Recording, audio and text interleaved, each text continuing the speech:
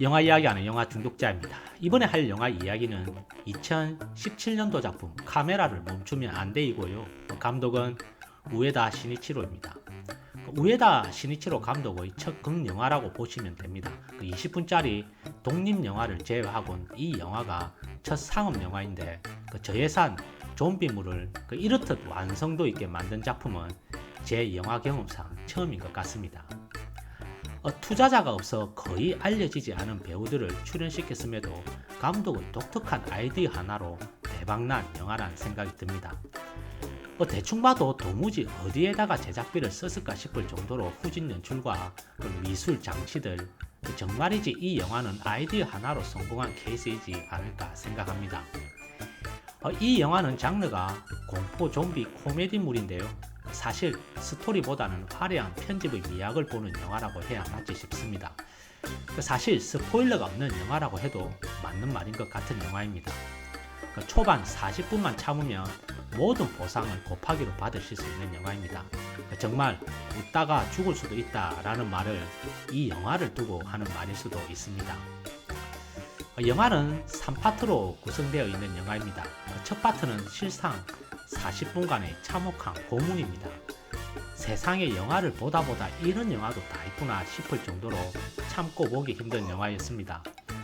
제 경험상 웬만하면 다 봐주는데 이 영화의 초반 40분은 정말이지 그만 보고 싶었습니다. 실제로 40분 안에 극장을 나간 관객들이 있었다고 하는군요. 자막이 올라가고 이 파트가 시작합니다. 저는 개인적으로 옴니버스 스타일인가 했더랬습니다. 하지만 이 영화의 반전은 지금부터 시작입니다. 이 영화의 시작은 지금부터인 것입니다.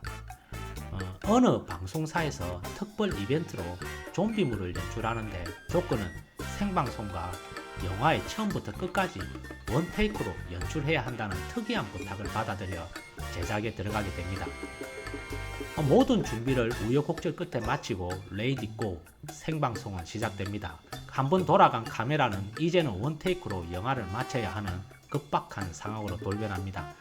처음 지루한 40분간에 먼저 보았던 그 장면을 관객의 입장이 아닌 감독의 입장에서 보게 되는 것입니다.